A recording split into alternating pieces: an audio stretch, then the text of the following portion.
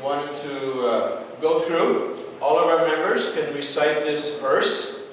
And this verse comes from the Srimad Bhagavatam. And this is coming from the second skanda, actually the third chapter of the second skanda.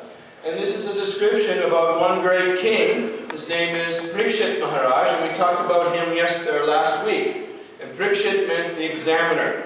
And previous verse was describing how at the birth of King Pariksit, he saw a huge flash of light while he was still residing in the womb of his mother. Someone, Ashwatthama, had thrown a Brahmastra, a divine weapon, and that weapon was about to annihilate and burn up Uttara, his mother, along with Pariksit inside. And he was the last of the lineage of the Pandava. Pariksit was the grandson of Arjuna. And so in order to protect that lineage, Krishna jumped between the Brahmastra and Uttara, the mother, and blocked that Brahmastra weapon.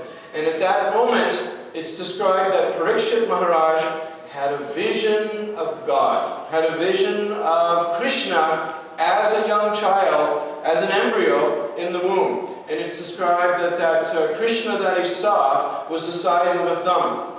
So he had this blast here. And then he saw this beautiful divine vision, and his heart was changed from that moment. And so for the rest of his life, from the time he was born, he was constantly going out looking. Where is that vision? Where is that vision? Where is that God? Where is that Bhagavan? He had that taste. He had that taste for seeing that vision. And so for that reason, he got the name Pariksit, which means examiner.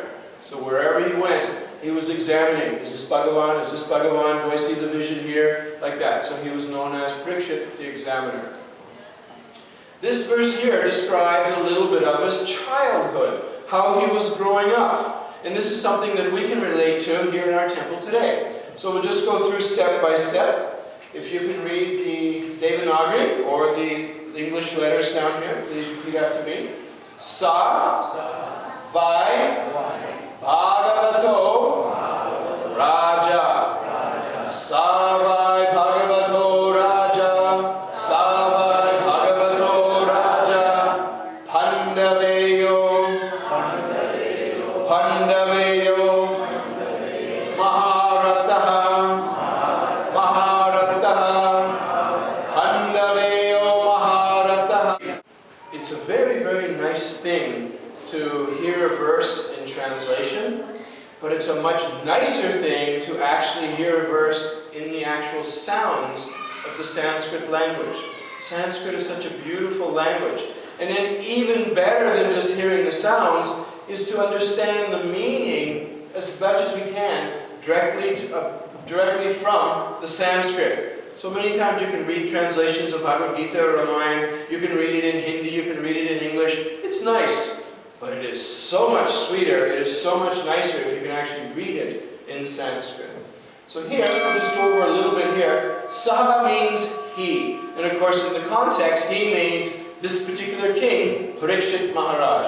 So he is described here as Raja. Raja means a king. So this Pariksit was a king, and he's also described as a Bhagavato. And so you have the word Bhagavan, and everyone knows Bhagavan means God. A Bhagavato means one who is in relation to God. In other words, a Bhakta. Just like you have the word Vishnu, and one in relation to Vishnu is called Vaishnava.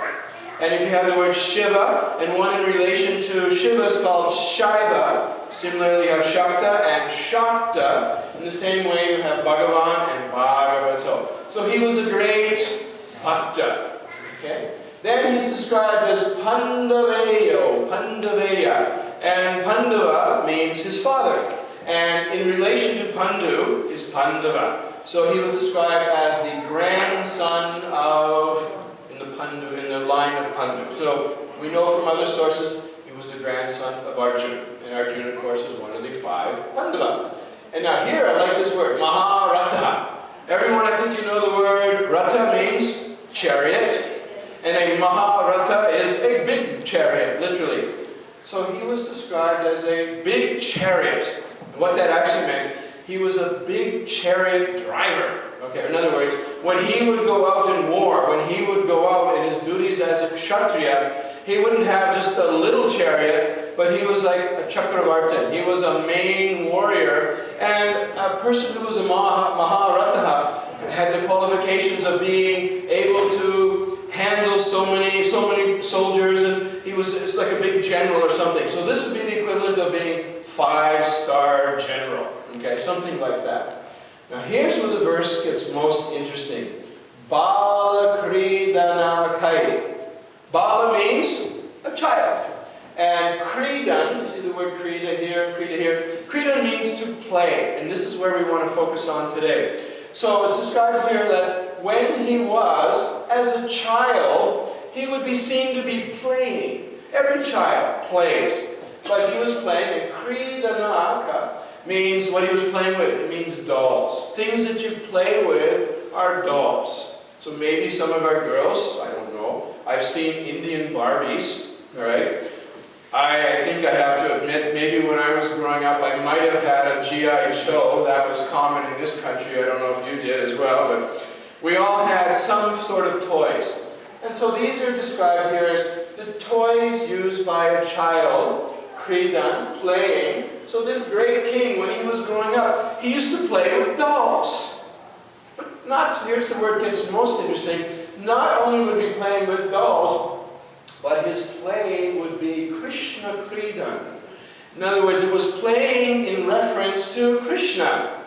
And what is described is, when he was growing up, all around him in the palace, all of his family, of course, in the line of Pandu, they were great devotees, followers of Krishna. And so he would see in the Mandir, all over the palace, he would see the different great sacred images of Krishna and other great forms of God. And as a natural consequence, as a child, he would be seeing the priest, the purohit, and he would see them doing puja. And he would probably see the ladies, just like we do today in our temple, move the picture over there and take a zoomed picture of Krishna over here on the altar, Vicky, if you can do that.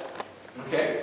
And we have a beautiful swing over here, Julian, of Krishna, if you could zoom in on that. And sometimes we see our ladies coming in here, and they give a little swing. And I've seen some of our people come in and bring little jacks and little toys. Someone brought some chocolates today and gave some sweets to Krishna.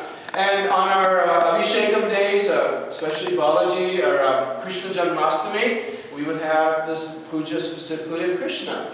And for sure, Maharaj Pariksit used to see all of these things like we see in our temple today. He would see the priests doing the puja. He would see the ladies giving the swing to baby Krishna. He would see all of these things. And then naturally, in his own life, he would go back. He would have his toys, okay, that he would play. And he would play with Krishna in this way. And so he would imitate the puja. He would imitate the prayers. He would imitate the play of the priests as they would go through and do puja and sing bhajans and songs. And it's described that Pariksit Maharaj would set up his own puja table. He would sit there. He would sing the songs as best he could. He would offer food. He would swing the lamps. He would have the